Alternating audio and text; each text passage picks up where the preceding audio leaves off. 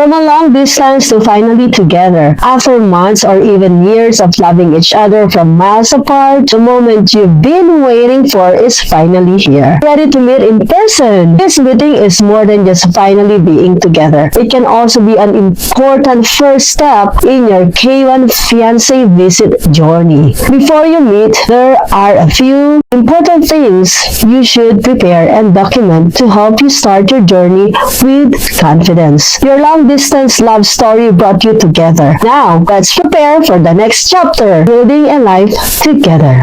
If you are planning to file a K-1 fiancé visa petition after meeting your fiancé in person, the first meeting is very important because USCIS generally requires the U.S. citizen petitioner and foreign fiancé to have met in person at least once during the 2 years immediately before filing Form I-129F.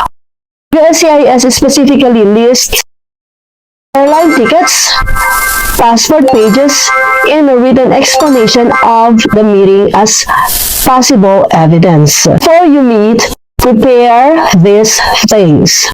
1. Plan a real in-person visit. Choose dates that you can document. Keep your flight or airline booking and boarding passes.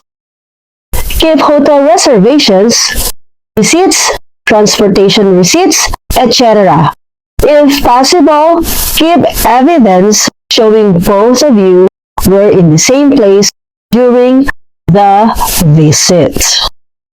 Number 2, keep your travel documents. Save passport pages showing entry, exit stamps, boarding passes, flight confirmations, hotel reservations, train or bus tickets, rental car receipts, restaurant or activity receipts, other dated records from the trip. This can help establish that the two of you were physically together.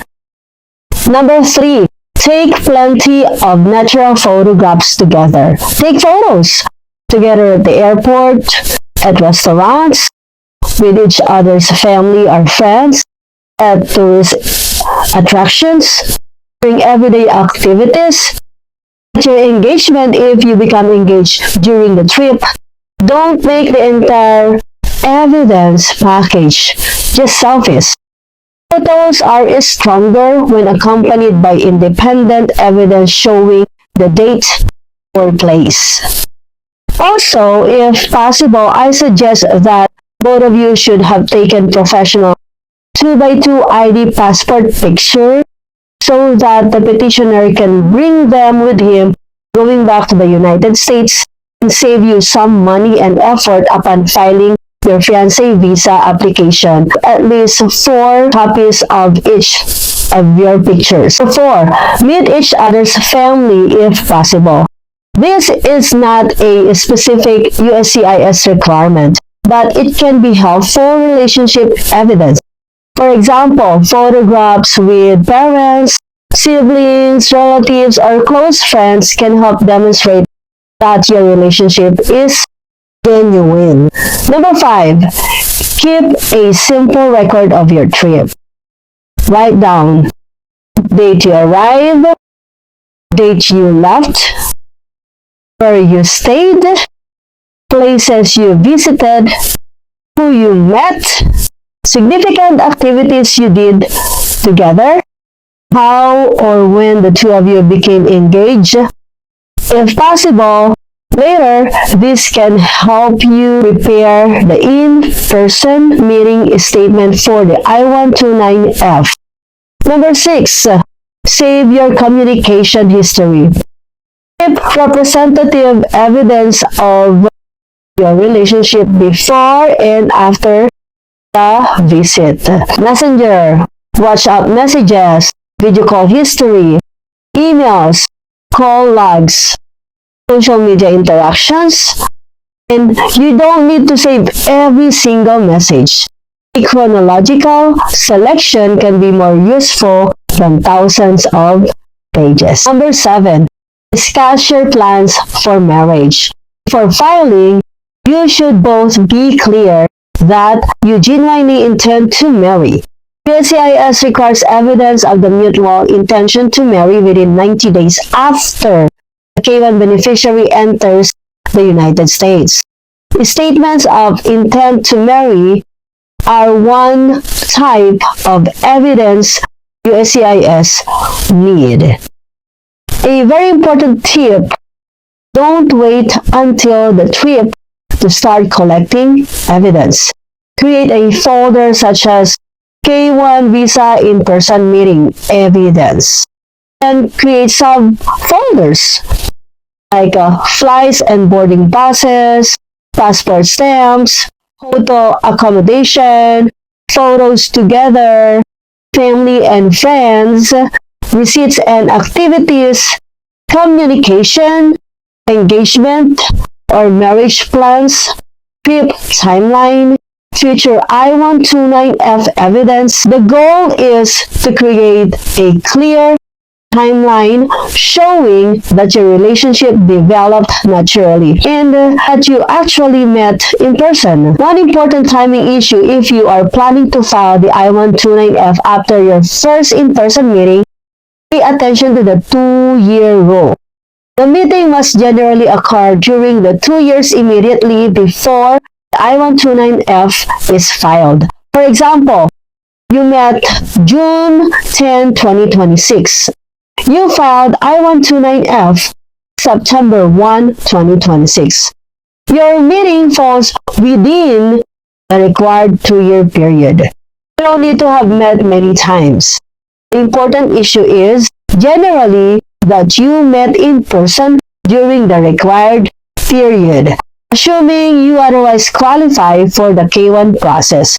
Remember, the K-1 process is more than proving that you met.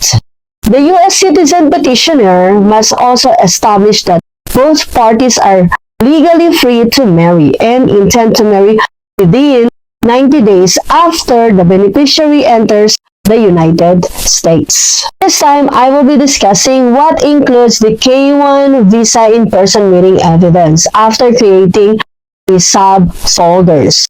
For example, for the flights and boarding passes, that includes flight confirmations, boarding passes, airline receipts, and travel itinerary. For passport stamps and travel documents, that includes passport biographical page, entry-exit stamps, visa pages if applicable, immigration or travel records, and for hotel and accommodation, that includes hotel reservations, of course, Airbnb or accommodation. If you use that, you need the confirmations, receipts, check-in or check-out records. For photos together, photos from different dates and locations, photos with family and friends, photos from activities and outings, engagement photos if applicable. For family and friends, photos together with relatives, photos with friends, invitations to family gatherings, other evidence showing involvement with each other's families. For receipts and activities, includes restaurant receipts, attraction tickets, transportation receipts, shopping receipts, event tickets, and other dated activities you did together. For communication, that includes selected messages, video call history, call logs, emails, other relationship communication. For the engagement and marriage plans, engagement evidence if applicable, receipts if appropriate, wedding planning discussions, marriage-related plans, statement of intent to marry.